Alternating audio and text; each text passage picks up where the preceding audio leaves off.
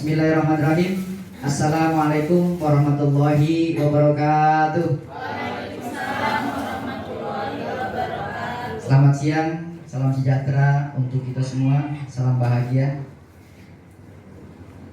Yang terhormat Ibu Kepala SDN Pegadaian 11 Pagi, Ibu Yeni Suryani MPD. Yang terhormat Ibu Sri Utami Novitasari selaku CGP Angkatan 9. Yang terhormat Bapak dan Ibu Guru SDN Pegadaian 11 Pagi. Pertama, puji syukur senantiasa kita panjatkan kehadirat Allah Subhanahu wa taala, Tuhan yang Maha Esa. Pada siang yang berbahagia ini kita masih bisa diberikan nikmat, terutama nikmat iman, Islam serta sehat walafiat, sehingga kita masih bisa berkumpul di tempat yang mulia ini dalam rangka mendengarkan dan menyaksikan kegiatan diseminasi daripada guru penggerak Angkatan 9 di SDN Pegadaian 11 Pagi, yaitu Bu Sri Utami Novitasari. Salawat dan salam tak lupa pula kita aturkan kepada junjungan kita Nabi besar Muhammad SAW, sahabat dan pengikutnya. Mudah-mudahan kita termasuk pengikut yang akan mendapatkan syafaat yaumil qiyamah nanti. Amin. Amin ya rabbal alamin. Bapak Ibu yang berbahagia, pada siang hari ini kita akan menyaksikan kegiatan diseminasi daripada guru penggerak Ibu Sri Utami Novitasari yang akan memaparkan nanti kegiatan-kegiatan beliau di modul 1.4, yaitu budaya positif. Namun sebelum itu, mari sama-sama kita buka acara ini dengan kita berdoa menurut agama dan keyakinan kita masing-masing. Berdoa dimulai.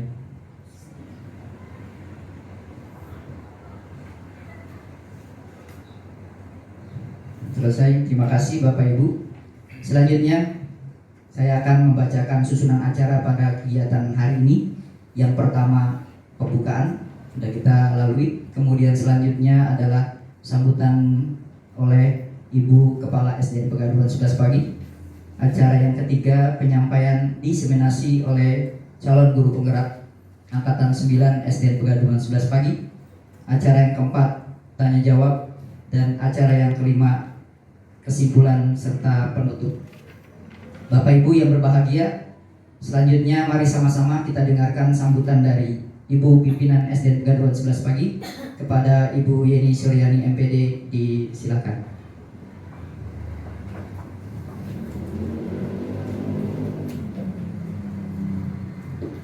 Terima kasih kepada pembawa acara. Assalamualaikum warahmatullahi wabarakatuh. Waalaikumsalam warahmatullahi wabarakatuh. Alhamdulillahirrahmanirrahim. Wassalatu wassalamu ala asrafil anbiya'i wal mursalin Sayyidina Muhammadin wa ala alihi washabihi ajmain, amma ba'du. Yang terhormat Bapak Wakasek Bapak Sarif Hidayat selaku Wakasek bidang kurikulum, dan Ibu Dwi Ningrum Handarini serta Bapak Ibu Guru, wabil khusus CGP kita Angkatan 9 Ibu Sri Utami Novitasari. Alhamdulillah, puja dan puji syukur mari sama-sama kita selalu panjatkan kehadirat Allah Subhanahu wa taala, karena dengan nikmat dan karunia-Nya lah kita bisa berkumpul di sini dalam rangka sama-sama mengikuti diseminasi budaya positif. Seperti yang pernah saya sampaikan kepada Bapak dan Ibu bahwa ini bukan kali pertama. Ini berarti kita sudah keempat kali, karena CGP kita yang sudah menjadi guru penggerak dan sudah jadi PP ini ada Pak Sarif Hidayat, ada Bu Diningrum, dan kemarin yang sama-sama angkatan 9 Ibu Uswatun Hasanah. Dan sekarang kita bertemu kembali dalam budaya positif yang akan disampaikan Ibu Sri Utami Novitasari.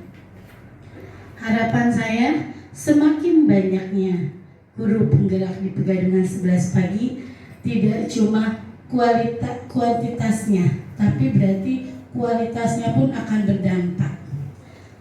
Kita sebagai warga atau stakeholder Pegadaian 11 otomatis akan harusnya terimbas, dan yang penggeraknya juga mengimbaskan.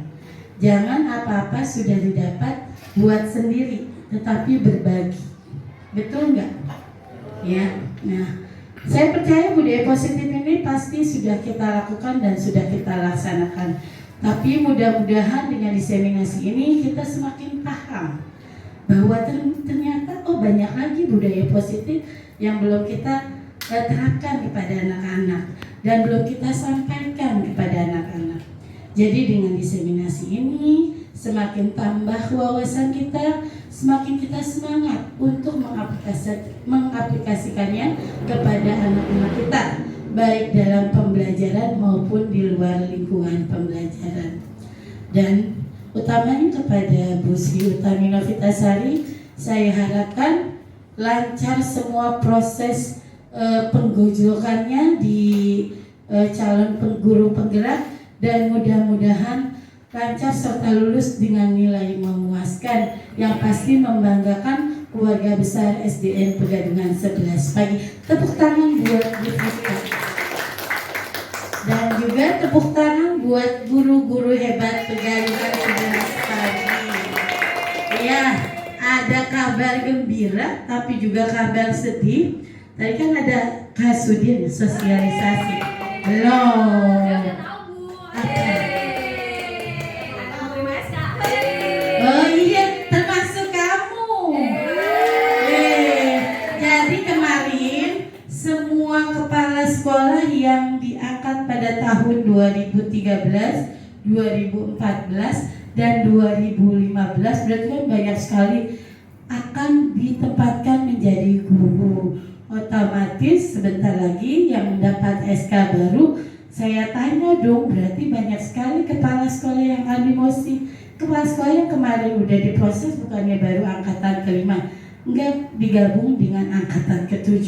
Kabar gembira tapi sedih, berarti saya kehilangan kiri kanan saya. Salah, yang betul ke-5 itu udah. Ya, pokoknya kita terima kabar baiknya, dan mudah-mudahan ini menjadi satu semangat buat Bu Vita, Bu Uswatun Hasanah, dan calon CGP berikutnya. Gak cuma Hilda, saya harapkan ada tambah lagi. Terakhir di hari ini ya. Terakhir hari ini Bu. Bu Hera nggak bergerak. Iya. Takutnya ini angkatan 11 angkatan terakhir karena tahun besok sudah pemilu. Apapun nanti keputusannya kita berdoa untuk kebaikan kita bersama, wabil khusus teman kita berdua ya. Tepuk tangan lagi. Jadi di Jogja ya.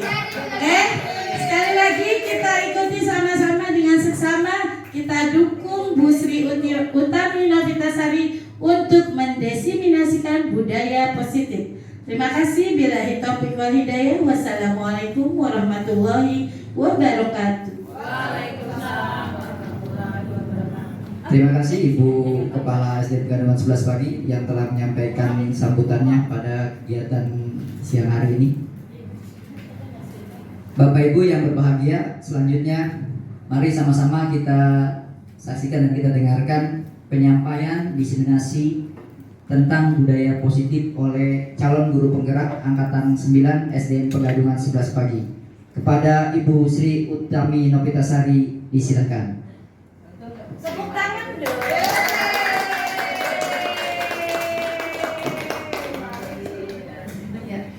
Bismillahirrahmanirrahim. Assalamualaikum warahmatullahi wabarakatuh.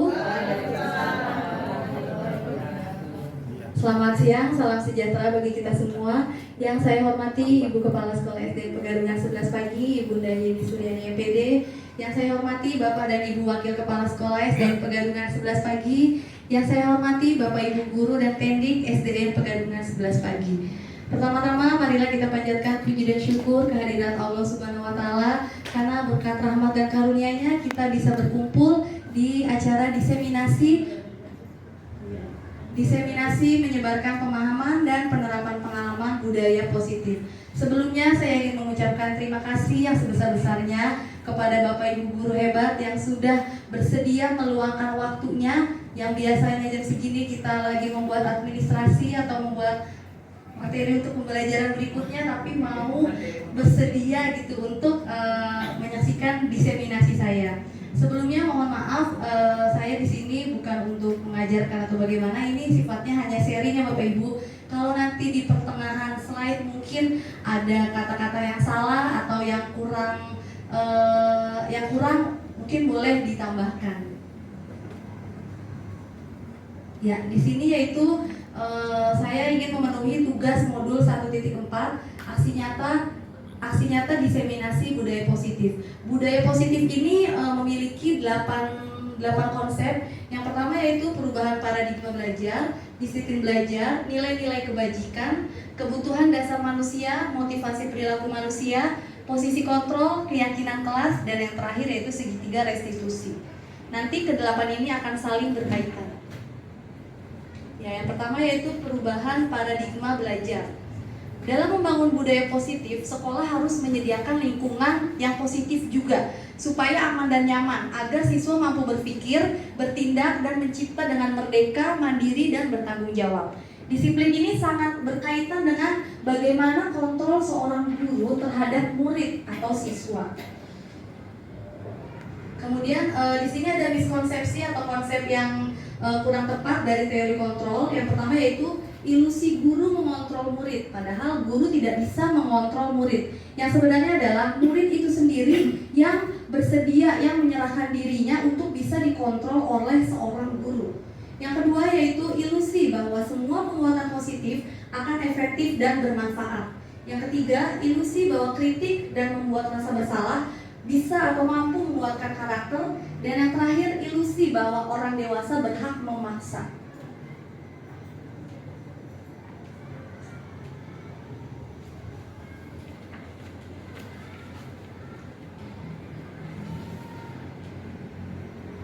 Ya, selanjutnya yang kedua yaitu disiplin.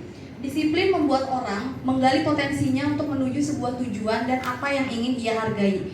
Namun dalam budaya kita, disiplin itu telah berubah menjadi sesuatu yang dilakukan untuk mendapat suatu kepatuhan. Kecenderungan umum ini adalah bagi sebagian orang, disiplin itu dihubungkan dengan ketidaknyamanan, bukan dengan apa yang kita hargai. Jadi orang itu disiplin untuk menaati peraturan, bukan disiplin untuk sadar dari dalam diri dia sendiri, terutama siswa. Nah, kemudian disiplin sebenarnya merupakan kemampuan memerintah diri sendiri untuk mengontrol dan memilih tindakan mana yang mengacu pada nilai yang kita hargai dengan penuh tanggung jawab. Nah, nilai-nilai yang kita hargai ini bisa disebut dengan nilai kebajikan atau nilai yang ada dalam profil pelajar Pancasila. Ya, ini yang ketiga yaitu nilai-nilai kebajikan. Semua nilai-nilai kebajikan bisa terwujud oleh seseorang jika kebutuhan dasarnya telah terpenuhi. Nah, selanjutnya ini nilai-nilai kebajikan yaitu nilai yang disepakati bersama. Terlepas dari suku bangsa apa, agama apa, maupun latar belakangnya apa, nilai-nilai kebajikan ini merupakan sudah disepakati bersama. Contohnya yang pertama yaitu dari profil pelajar Pancasila yang seperti sudah kita ketahui bersama, beriman, kebinekaan global, gotong royong, mandiri, kreatif, dan bernalar kritis. Kemudian ada IBO Primary Years Program dan keterampilan life skill. Sebenarnya ada 6 tapi kita singkat saja. Ya, selanjutnya ganjil genap. Kita akan ini sebentar ya Bapak Ibu supaya agak sedikit nggak terlalu tegang. Boleh berdiri Bapak Ibu? Ini nggak ada lagu-lagunya sih, kita main ganjil genap ya. Berpasang-pasangan, Pak, berdua-berdua.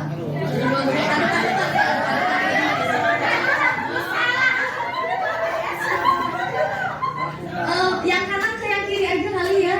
Apa gimana bebas? Pokoknya berdua-berdua ya teman-teman. Bapak Ibu teman-teman ya. Oke. Ya, tangan kanan boleh kayak orang mau salaman tapi nggak jadi, belum jadi. Nah, ini dulu, tentuin dulu mana siapa yang mau ganjil, siapa yang mau genap. Ini ganjil ya? Ya, ini ganjil, aku berarti genap. Ganjil aja. Jadi yang mau pasangannya. Ya, Karena punya saya ganjil genap. ya, udah, oke. Iya, apa dulu? Coba sekarang aku mau tanya, siapa kelompok yang ganjil, siapa yang ganjil? Ya. Kelompok yang genap siapa? Oke, sip. Nah, nanti saya akan menyebutkan angka. Kalau misalnya kan tadi aku berarti dapetnya genap ya. Misalnya angka yang aku sebutkan angka genap, berarti saya harus nangkep tangan ibu. Gini. Tapi ibunya menghindar. Kalau ganjil, ya kalau ganjil kebalikannya ibunya harus nangkep tangan aku. Gitu ya. Tangan-tangan kayak gini. Ya, misalnya aku nyebutin angka 3, nah itu kan ganjil. Berarti yang ibu nangkap aku harus menghindar gitu. Ya. Iya. Kita nggak boleh nangkep yang lain. Tangannya ya.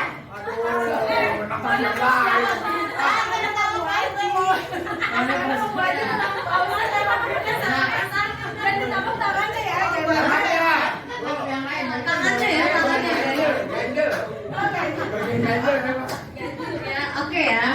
Pasangan kita mau nangkap heran ya. Ya. Ya, udah kamu siapa aja nggak apa-apa sebentar ya. Ya. Oke, jangan minta maaf. Ya, siap ya. Tangan kiri di belakang ya. Oke, siap ya. Ya. Ini Bu. Oke, ready ya. Ready ya. Aku mau sebutin angka 9.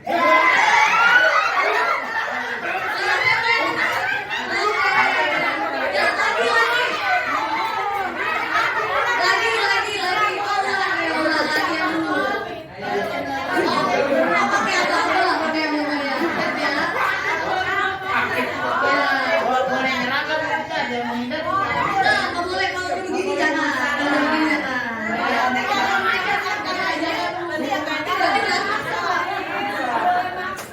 Boleh maksa ya. Oke, nah ya lanjut ya. Aku mau sebutin angka 8.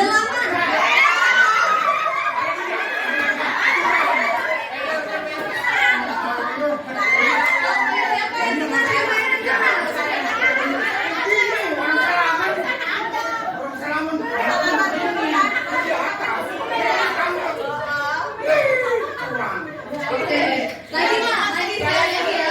Langsung sekali lagi. Ready.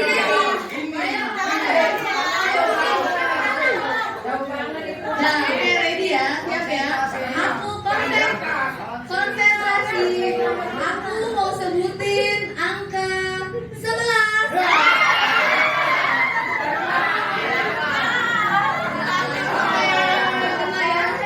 Oke, terima kasih Bapak Ibu derajat tangan untuk Bapak Ibu semua.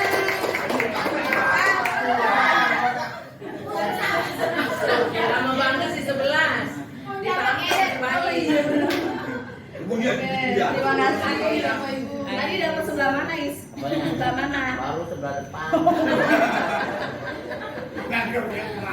Oke, lanjut ya. Kita masuk ke slide selanjutnya yaitu kebutuhan dasar manusia. Apa sih kebutuhan dasar manusia? Kebutuhan dasar manusia adalah segala sesuatu yang kita lakukan untuk mendapatkan apa yang kita inginkan. Seluruh tindakan yang kita lakukan sebenarnya ada tujuannya. Dan semua usaha terbaik yang kita lakukan itu adalah dalam rangka supaya kebutuhan dasarnya itu bisa terpenuhi dengan baik. Jadi kebutuhan dasar manusia ini memang harus dipenuhi oleh semua manusia. Kalau tidak dipenuhi nanti akan ada tindakan yang terjadi gitu. Nah, contohnya sini. Ya, kebutuhan dasar manusia itu ada 5. Yang pertama bertahan hidup, contohnya makan, pakaian, tempat tinggal, keamanan, kesehatan atau survival. Rasa kasih sayang dan rasa diterima, love and belonging. Contohnya dipedulikan, berbagi, kerjasama, menjadi bagian dari kelompok. Yang ketiga yaitu penguasaan, power, yaitu harga diri, memimpin, berprestasi, diakui, didengar. Kebebasan, freedom, contohnya mandiri, memiliki pilihan, mencoba hal baru, mengendalikan arah diri. Dan yang terakhir yaitu kesenangan atau fun, bermain, humor, antusiasme, dan tertawa.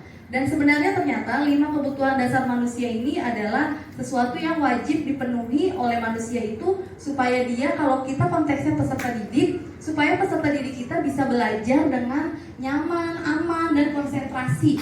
Kalau ada satu yang tidak terpenuhi, pasti nanti akan berpengaruh pada proses pembelajarannya. Ya, selanjutnya ini saya punya contoh murid saya sendiri ya. Saat jam istirahat, Ilyas dan Jaki beriringan jajan ke kantin bersama. Ya, mungkin Bapak Ibu sudah sering lihat ya, Ilyas sama Jaki gitu loh. Namun di tengah perjalanan mereka terlibat cekcok karena saling menyebutkan nama orang tuanya. Hingga akhirnya Jaki emosinya memuncak dan memukul Ilyas. Ilyas tidak terima dan berusaha membalas perlakuannya oleh Jaki. Jika Bapak Ibu berada pada situasi tersebut, apa sih yang Bapak Ibu lakukan? Menurut Bapak Ibu, kira-kira apa sih alasan Ilyas atau Jaki melakukan hal itu? Kira-kira kebutuhan apa yang belum diterima, yang belum dipunyai oleh Ilyas dan Jaki, sampai dia ngatain nama orang tua gitu. Kira-kira kebutuhan apa nih yang kurang? Kasih sayang dan rasa diterima. Kasih sayang dan rasa diterima, iya betul, iya. Terus kalau Bapak Ibu berada di situasi tersebut, apa yang akan Bapak Ibu lakukan kira-kira?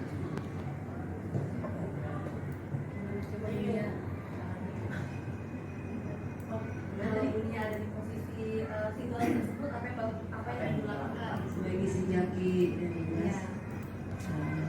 Kalau posisinya, oh jadi Kalau gurunya. lihat kan, kalau lihat. Oh ya, mungkin kalau saya berada dalam situasi tersebut dan kejadian tersebut, saya panggil keduanya, saya tanya apa sebabnya, saya dudukkan berdua, ya memberikan nasihat, itu aja sih. Oke, boleh tepuk tangan buat Bu. Iya. Nah, ternyata kebutuhan yang belum dipenuhi, kebutuhan yang diperlukan oleh Ilyas dan Jaki adalah yang pertama, rasa kasih sayang dan rasa diterima. Ilyas dan Jaki merasa ingin diperhatikan oleh teman dan gurunya. Jadi dia bingung gitu, gimana caranya menarik perhatian temannya dan gurunya. Yang kedua, mereka merasa hebat karena bisa membalas perilaku temannya. Yang satu ngatain, yang satu balas, merasa wah punya kekuatan nih. Dan yang ketiga itu kesenangan. Sebenarnya mereka cuma iseng gitu, pengen menikmati ekspresi wajah temannya atau gurunya lagi kesel gitu. Makanya sekarang saya kalau Ilyas atau Jaki bikin masalah di kelas, ya udahlah, saya mukanya nggak usah terlalu kesel gitu, karena kayaknya mereka seneng gitu ngeliat saya kesel gitu. Jadi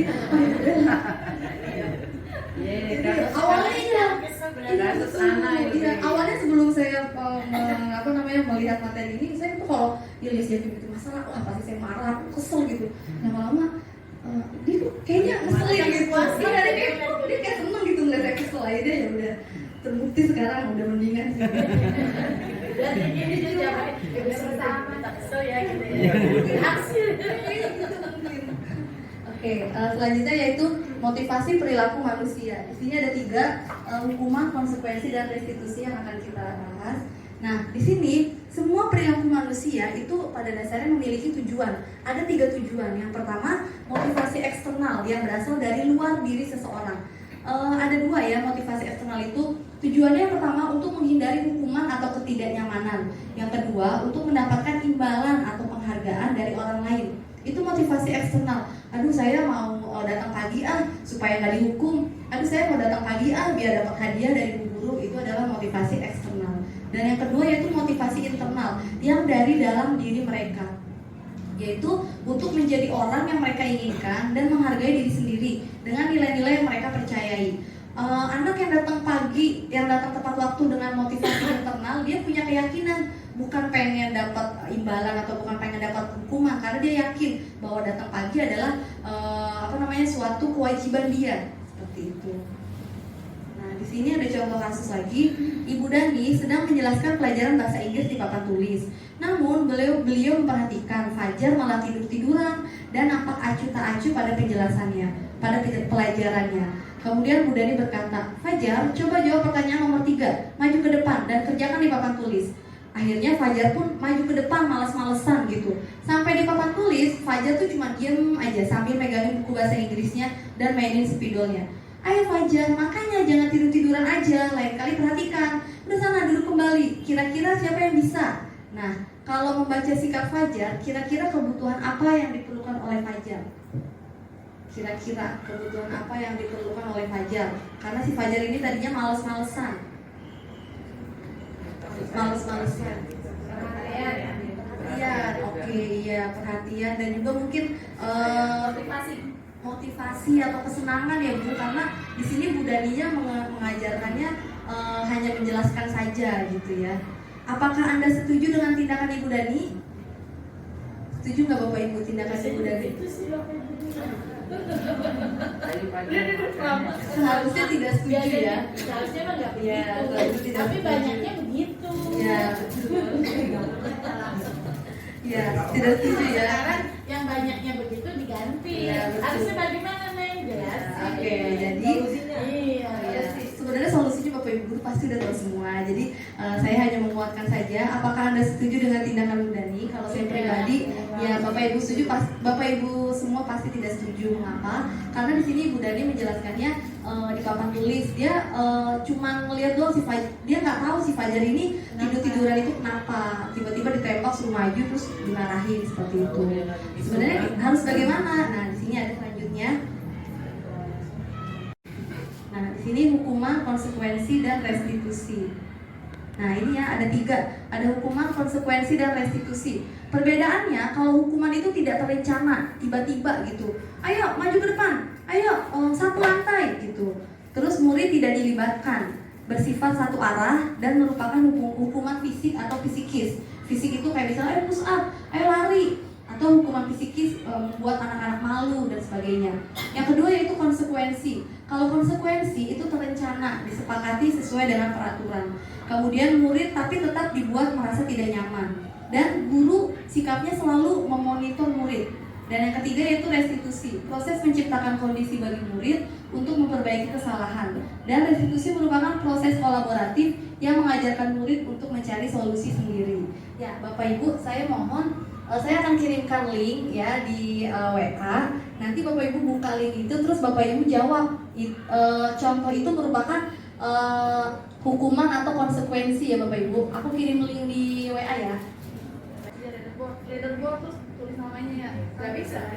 Leaderboard tuh leaderboard. Gimana namanya? Itu masih ada satu soal lagi. Yang kamar mandi tapi nilai di bawah KKM untuk hukuman. Nulis namanya di mana ini? Di leaderboard. Leader. Terus di mana Bu? Edit konten. Mana kalau sendiri. Bu ada yang nyontek Bu. Ya ada yang nyontek. Udah nih. Ada lagi nggak? Udah cukup.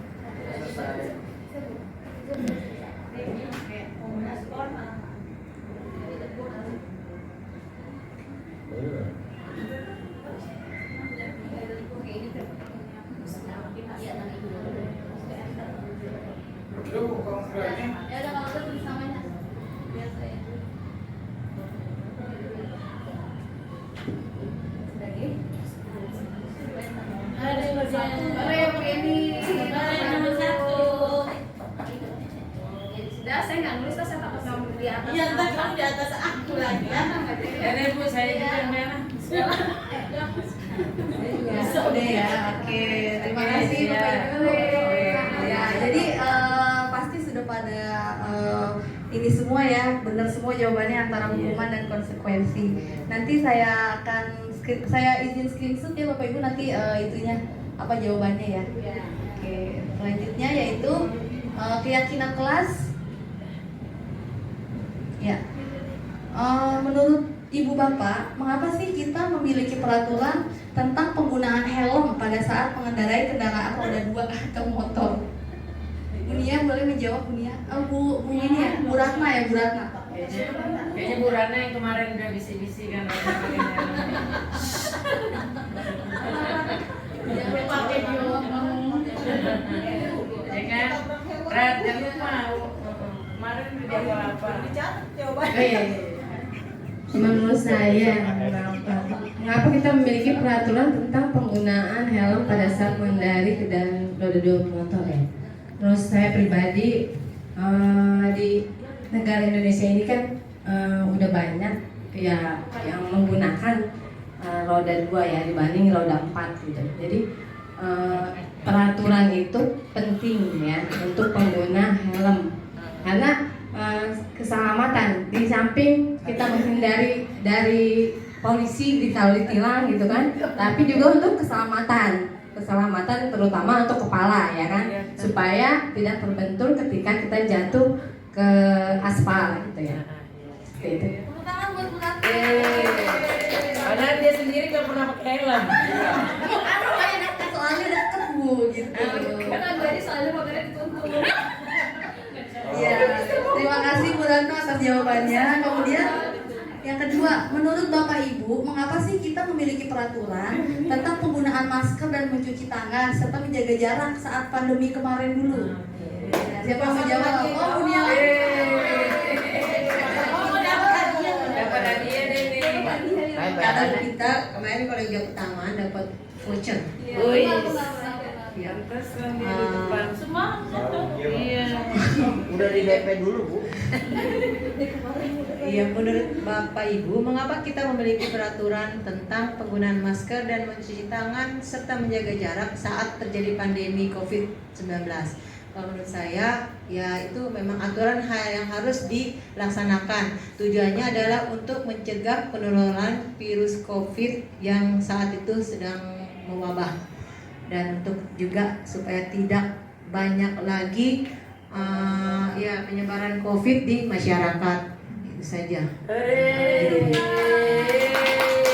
Terima kasih Bu Nia atas jawabannya. Nah, di sini kita akan membahas keyakinan kelas, ya. Kaitan dengan yang tadi peraturan, yang ini adalah keyakinan kelas. Keyakinan kelas adalah kebijakan atau prinsip universal yang kita sepakati bersama secara universal, terlepas dari adanya perbedaan agama, suku, negara, dan bahasa. Nah, keyakinan itu akan lebih memotivasi seseorang dari dalam. Seseorang itu bisa lebih semangat menjalankan keyakinannya daripada sekedar mengikuti peraturan. Nah, selanjutnya di sini, mengapa keyakinan kelas? Mengapa bukan peraturan kelas? Nah, karena seseorang akan lebih tergerak dan bersemangat untuk menjalankan keyakinan daripada hanya sekedar mengikuti serangkaian peraturan tertulis. Kalau zaman dulu mungkin iya ya Bapak Ibu ya, peraturan kelas 5C yang pertama ini gitu. Tapi kalau ya tata tertib atau peraturan, kalau sekarang namanya dirubah menjadi lebih positif, yaitu keyakinan atau kesepakatan kelas. Sebenarnya lebih bagus mana kesepakatan dan keyakinan? Kalau menurut saya mungkin gak beda jauh ya, tapi mungkin kalau kesepakatan kan kita baru sepakat. Kalau keyakinan kita sudah yakin bahwa kita bisa menjalankan kesepakatan yang tadi gitu. Jadi menurut saya lebih ini keyakinan kelas gitu. Nah, pada murid-murid pun demikian, mereka perlu mendengarkan dan memahami arti sesungguhnya tentang peraturan yang diberikan. Apa nilai-nilai kebijakan di balik peraturan tersebut? Apa sih tujuan utamanya? Dan menjadi tertarik atau hanya sekedar takut untuk mengikuti serangkaian peraturan? Nah, selanjutnya di sini perbedaan peraturan dan keyakinan ya. Kalau peraturan yang pertama, selalu kembalikan buku ke tempatnya. Kalau keyakinan kelas, kita cukup tulis bertanggung jawab gitu aja. Kalau peraturan, dilarang mengganggu orang lain. Kalau keyakinan kelas, yaitu menghormati orang lain. Kalau peraturan, hadir di sekolah 15 menit sebelum pembelajaran dimulai. Kalau ini mungkin disiplin, komitmen pada tujuan. Dilarang melakukan kekerasan, keselamatan, menghormati orang lain, menyayangi teman, seperti itu. Dilarang menggunakan narkoba, sayangi kesehatan, dan seterusnya. Jadi pada keyakinan kelas ini kalimatnya harus kalimat yang positif. Prosedur pembentukan keyakinan kelas, di sini pasti semua Bapak Ibu guru sudah memiliki keyakinan kelas. Prosedurnya seperti yang sudah Bapak Ibu terangkan juga, dipersiapkan warga sekolah atau murid untuk bercurah pendapat. Kemudian dicatat semua masukan dari anak-anak di kertas atau di papan tulis. Kemudian disusun, kemudian dirubah kalimat negatif menjadi kalimat positif. Dan yang selanjutnya adalah sebaiknya keyakinan kelas itu jangan terlalu banyak gitu. Dia kan kata-katanya universal. Kalau bisa 3-7 prinsip saja. Dan yang tidak kalah pentingnya adalah ternyata keyakinan kelas ini harus ditinjau ulang pada momen-momen tertentu. Misalnya sebulan sekali, efektif nggak nih keyakinan kelasnya? Ada yang perlu diganti nggak? Ada yang perlu ditambah nggak? Ternyata seperti itu. Nah, selanjutnya ini dokumentasi membuat keyakinan kelas 5C. Yang pertama, guru mempersiapkan siswa untuk bercurah pendapat. Yang kedua, siswa menuangkan pendapatnya dalam sticky notes. Kemudian selanjutnya, siswa menempelkan pendapatnya. Guru menyusun keyakinan kelas dan mengubah kalimat negatif menjadi positif. Karena anak-anak ada yang banyak sekali yang nulis tidak boleh datang terlambat, tidak boleh membuli, tidak boleh pukul-pukul. Jadi itu semua harus dirubah menjadi yang positif. Nah, ini setelah disusun ke positif, ditandatangani keyakinan kelasnya, kemudian keyakinan kelasnya selesai. Dan ternyata tidak hanya harus ditempel yang pasti, dan ternyata tidak hanya ditempel terus udah gitu, ternyata harus dievaluasi setiap siswa terlambat tidak memakai atribut lengkap saat upacara. Di sini ada contoh misalnya penghukum. Ya, coba Bu Eka boleh maju Bu Eka. Nah, di sini contoh gimana sih guru yang melakukan posisi kontrol sebagai seorang penghukum, dia akan bilang bagaimana Bu? Terlambat lagi. Kapan kamu bisa datang tepat waktu? Hormat pada bendera selama 1 jam.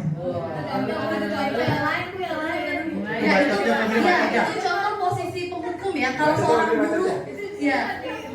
Ada hafalinya cuma yang lain Kalau ada murid yang Datang terlambat lagi. Biasanya Iris.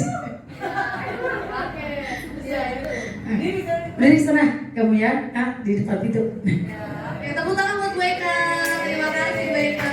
Ya, itu contoh posisi kontrol guru sebagai seorang penghukum. Lambat lagi. Kamu bisa nggak sih datang tepat waktu? Telat mulu, sana hormat sama bendera gitu misalnya. Kemudian dia jadi merasa dihukum gitu. Yang kedua yaitu pembuat rasa bersalah. Berapa kali sih ibu harus kasih tahu kamu, Ilyas?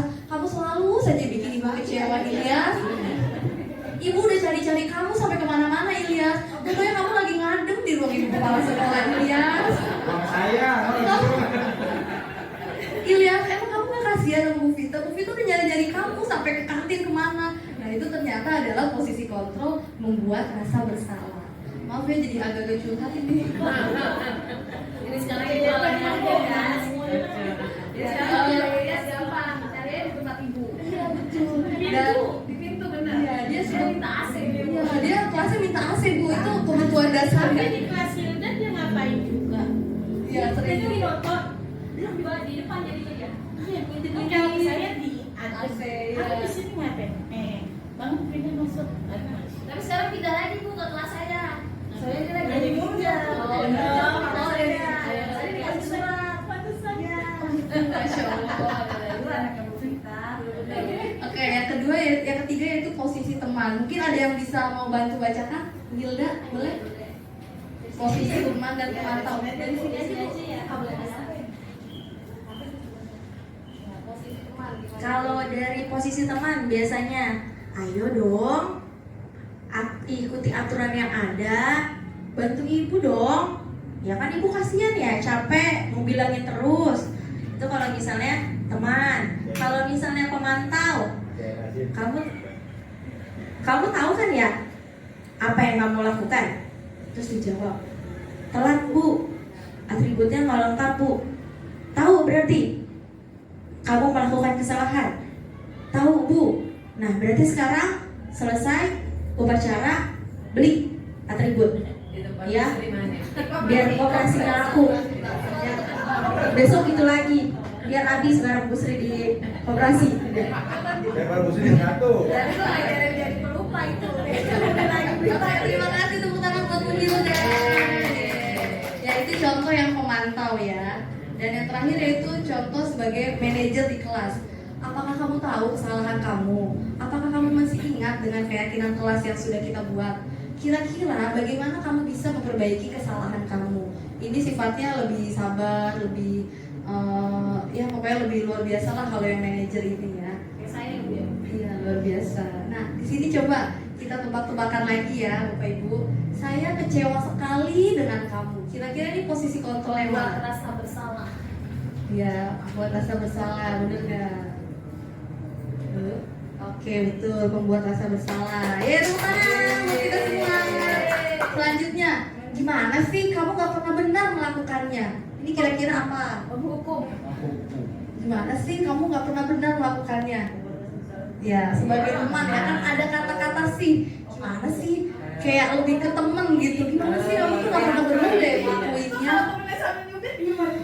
Jangan dong Bu, tidak boleh main fisik ya. Oke, selanjutnya apa rencanamu untuk menyelesaikan masalah ini? Manajer. Oke, manajer. Nah, dan yang terakhir yaitu segitiga restitusi. Segitiga restitusi merupakan suatu proses dialog yang dijalankan oleh guru dan murid saat menghadapi suatu masalah agar dapat menghasilkan murid yang lebih mandiri dan lebih bertanggung jawab. Nah, di sini segitiga restitusi ada 3 ya. Ini yang bawah itu menstabilkan identitas, yang kedua sebelah kanan validasi tindakan yang salah, dan yang terakhir yang ketiga menanyakan keyakinan. Nah, di sini yang menstabilkan identitas.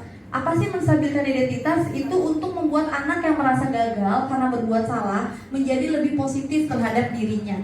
Guru pada fase ini guru bisa berkata, misalnya nih ada anak yang melakukan kesalahan, terus dia nggak ngaku. Misalnya dia dilaporin nyubit temennya, dia nggak ngaku. Enggak bu, saya nggak nyubit. Enggak bu, saya nggak mukul. Enggak bu, saya nggak melempar buku teman saya. Kenapa dia nggak mau ngaku? Karena dia merasa gagal karena dia sudah berbuat negatif. Dan di sini di posisi segitiga restitusi menstabilkan identitas, seorang guru harus membuat anak yang merasa gagal bisa lebih positif terhadap dirinya. Apa yang sebaiknya guru katakan? Misalnya gini, nggak apa-apa nak, berbuat salah itu manusiawi. Bapak ibu juga pernah berbuat salah. Bapak ibu nggak tertarik untuk mencari tahu siapa yang benar, siapa yang salah, tapi ibu tertarik untuk menyelesaikan masalah. Nah, ini lebih ke menstabilkan identitas bahwa perbuatan salah itu is okay gitu. Nah, yang kedua yaitu validasi kebutuhan. Pada dasarnya setiap tindakan manusia tujuannya itu untuk memenuhi kebutuhannya. Kalau yang tadi udah kita pancing dia supaya ngaku, supaya dia mau dari negatif menjadi positif, di sini kita memvalidasi kebutuhannya. Kamu bisa kan kamu sebenarnya bisa loh ngelakuin hal yang lebih buruk, tapi kamu nggak ngelakuin itu, kamu hebat loh tidak melakukan hal yang lebih buruk. Lalu yang kedua, kamu pasti punya alasan kenapa kamu melakukannya, apa sih yang menurut kamu penting gitu.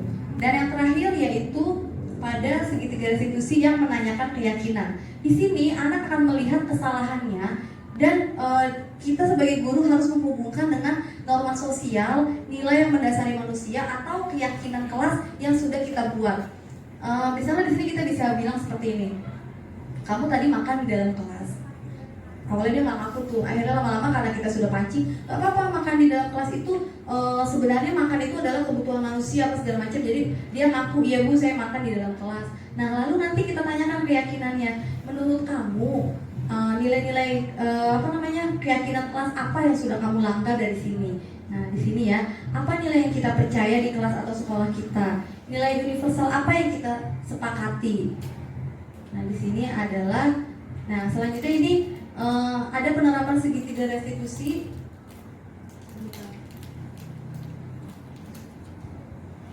Di sini ceritanya ada anak murid saya yang ini sebenarnya salah satu. Di sini ada skenario Nasir sedang makan ketika jam belajar.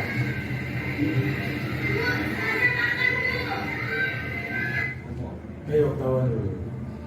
Ya, benar hari ini kamu makan di dalam kelas. Tidak makan. Awalnya dia tidak ngaku. Ini menstabilkan identitas.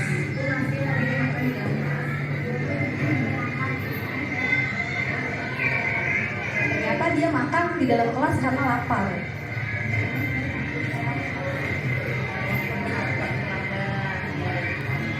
Apa sih yang membuat kamu pengen makan di dalam kelas?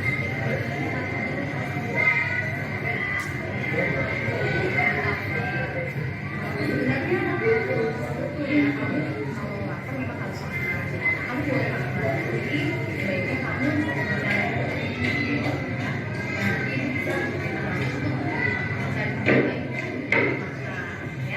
Nah,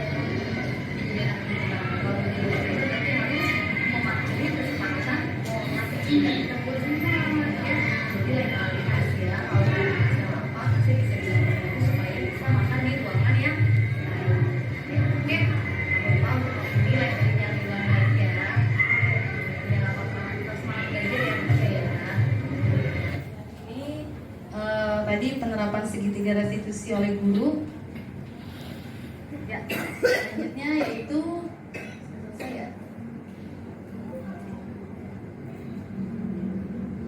Ya, selanjutnya yaitu sharing is caring. Mungkin ada Bapak Ibu guru yang mau sharing atau bertanya pada kesempatan ini. Saya tanya.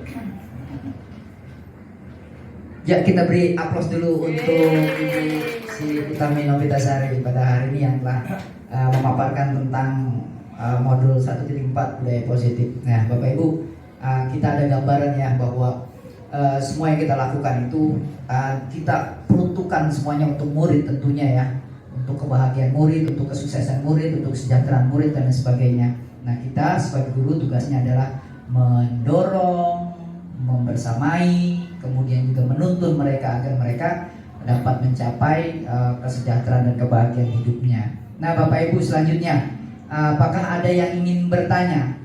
Oh iya, silakan Pak Ustadz. Silakan maju dulu Pak Ustadz. Ini. Video. Ya.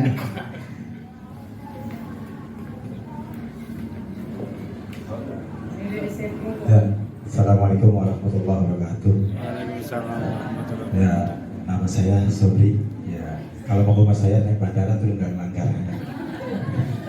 Ya, saya mau bertanya dari tadi restitusi yang segitiga itu tersebut yang saya tanyakan, apakah boleh ketika segitiga itu dijalankan yang tidak beraturan? Tadi, terima kasih. Terima kasih ya Pak Ustadz Sobri tadi menyatakan terkait dengan budaya positif. Silakan Ibu untuk mengomentari. Ya, terima kasih Pak Ustadz Sobri atas pertanyaannya. Tadi apakah bisa segitiga restitusi ini dijalankan tidak berurutan gitu ya? Tadi kan yang pertama ada validasi menstabilkan identitas, yang kedua validasi kebutuhan atau tindakan yang salah, dan yang ketiga yaitu menanyakan keyakinan. Apakah boleh langsung ke menanyakan keyakinan gitu? Menurut saya boleh saja, tergantung kita lihat kasusnya seperti apa. Kalau kasusnya masih ringan-ringan saja, masih bisa misalnya langsung ke menanyakan keyakinan. Misalnya ada anak tiba-tiba mukul temannya. Karena kalau kita menerapkan si segitiga restitusi ini terus-menerus memang membutuhkan waktu yang sangat lama. Yang ada kita di kelas segitiga restitusi doang, nggak menyampaikan materi, tujuan pembelajaran kita akan terabaikan. Menurut saya tidak apa-apa diterapkan, misalnya langsung ke nomor 3 menanyakan keyakinan. Misalnya ada anak yang tiba-tiba iseng melempar itu temennya, loh kok kamu begitu, lihat keyakinan kelas kita, langsung seperti itu. Karena itu masalahnya masih masalah yang ringan. Kalau memang masalahnya sudah berat, misalnya bolos, sering bolos, atau memang membuli yang benar-benar membuli, itu mungkin harus ketiga segitiga ini, ketiga poin ini diterapkan secara berurutan. Mungkin seperti itu ya. Mungkin ada Bapak Ibu yang mau menambahkan? Bu Ningrum atau Pak Sarif mungkin mau menambahkan, atau Ibu? Bu Ningrum mungkin boleh menambahkan? Kalau ada Kalau berbeda kan kita Ya, terima kasih banyak. Assalamualaikum warahmatullahi wabarakatuh. Kalau tadi Pak Ustadz Sobri menanyakan apakah boleh segitiga restitusi ini diberikan tidak berurutan gitu ya Pak Sobri ya. Kalau menurut saya, ini menurut saya ya, kalau menurut saya itu alangkah baiknya kita berikan segitiga restitusi ini sesuai dengan urutannya. Kenapa sesuai dengan urutannya? Karena tidak mungkin tahu-tahu kita nanyain keyakinan. Kita gali dulu seperti apa, dan kita tanyakan kembali, kita ingatkan kembali. Kan terakhir itu berujung pada keyakinan kelas ya. Nah, pertamanya itu apa Bu tadi? Menstabilkan identitas. Artinya kan dia nanyain dulu, kenapa kamu berdua salah, gitu kan? Nah, kemudian yang kedua validasi tindakan yang salah. Artinya mengingatkan kembali kepada anak kita supaya dia ingat gitu apa yang sudah dia lakukan, kesalahan apa yang sudah dia lakukan. Ketika dia sudah memberikan penjelasan, ketika dia sudah memberikan alasan, otomatis dia akan ingat, oh iya saya melakukan kesalahan, saya tahu Pak, saya seperti ini. Artinya dia udah mulai sadar nih, dia tahu kesalahannya. Kemudian setelah dia melakukan kesalahan itu dan dia sudah menyadarinya, dia harus kita ingatkan kembali, kita kan sudah punya nih kesepakatan kelas, kita kan sudah punya nih keyakinan kelas. bagaimana keyakinan kelas yang sudah kita sepakati bersama ini gitu. Jadi kalau menurut saya sih alangkah baiknya memang harus sesuai dengan urutan gitu. Sama dengan kalau kita kalau kita pakai baju itu pasti berurutan, dari dalam dulu baru dari keluar, ya kan? Nggak mungkin dari luar ke dalam. Jadi memang harus melakukan sesuatu. Jadi memang harus melakukan sesuatu itu dengan berurutan. Kalau menurut saya seperti itu, Bu Vita ya. Terima kasih. Tangan buat Bu. Luar biasa, terima kasih. Ya, untuk Ibu Haji silakan. Kalau saya sih nggak yang itu. Contoh ini aja udah nggak usah pakai mie. Udah kedengaran. Saya cuma masalah contoh kasus. Saya senang tadi contoh kasus daripada Ilyas. Jadi jangan cari ke contoh kasus orang punya. Kita punya sendiri itu jempol banget tuh. Dan walaupun curhat gitu tapi contoh agak curhat. Bagus tapi tadi kayak Ilyas. Tapi yang keduanya bahasa Inggris itu kan kita nggak tahu bahasa Inggris itu betul. Tapi itu tadi benar, jempol banget untuk contoh kasus buat Bu Vita. Karena memang di kelas saya banyak sekali masalah-masalah kecil yang kalau itu sudah jadi besar itu. Jangan cari contoh kasus orang lain kayak Ibu apa tadi itu bahasa Inggris? Bu Dani kita nggak kenal. Lebih baik yang ada aja gitu. Yang ada diberdayakan. Banyak kasus. Terima kasih Bu atas masukannya. Terima kasih. Mungkin ada lagi Bapak Ibu atau sudah cukup? Sudah cukup ya. Oke. Saya demikian. Gak ada lagi kan ya? Oke, demikian diseminasi dari saya. Mohon maaf apabila ada kesalahan. Terima kasih Bapak Ibu atas kesediaan waktunya. Terima kasih atas sharing-sharingnya. Terima kasih atas semuanya. Demikian dari saya. Mohon maaf apabila ada kesalahan. Wassalamualaikum warahmatullahi wabarakatuh. Ya, luar biasa ya Bapak Ibu ya. Ternyata kasus-kasus kecil yang ada di kelas kita itu juga menjadi gambaran buat kita bahwa apa yang harus kita lakukan terhadap murid-murid kita berbasis budaya positif ya. Jadi tidak ada lagi itu yang namanya menghukum ya, hormat bendera ya, kemudian bersihin kamar mandi. Nah betul Bu, menulis sampai dengan 2 lembar itu juga sebenarnya termasuk Bu ya. Hafalan masih boleh. Hafalan 10 kali. Boleh. Ayat apa? Ya ini budaya positif. Iya, Bapak Ibu yang saya hormati, akhirnya kita bisa menarik sebuah kesimpulan bahwa apa yang kita lakukan, apa yang kita persembahkan semuanya untuk murid kita ya. Kita ibarat ada pepatah mengatakan kita harus menghamba kepada murid ya. Menghamba itu bukan berarti kita harus sembah-sembah dan sebagainya. Karena tujuan dari filosofi Ki Hajar Dewantara adalah bagaimana kita mengantarkan anak-anak kita untuk menggali potensinya sehingga mengantarkan mereka pada kesejahteraan dan kebahagiaan dalam hidupnya. Baik, terima kasih Bapak Ibu. Akhirnya mari sama-sama kita tutup kegiatan ini dengan pembacaan hamdalah. Alhamdulillahirabbil alamin. Saya sebagai MC mohon dibukakan pintu maaf yang sebesar-besarnya apabila banyak salah kata. Billahi taufiq wal hidayah. Wassalamualaikum warahmatullahi wabarakatuh.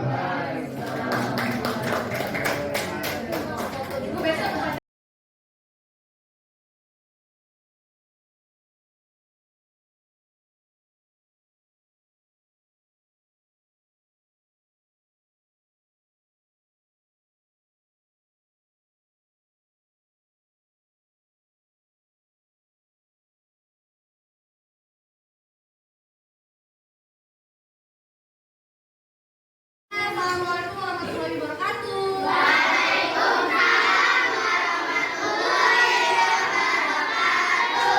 Selamat pagi. Ya, sehat semuanya? Oke, pagi hari ini kita akan membuat suatu keyakinan atau kesepakatan. Ya Nak ya, kemarin kita sudah mendiskusikan kalian pengen kelas ini menjadi kelas yang seperti apa. Kalian pengen teman-teman kalian dan kalian itu seperti apa.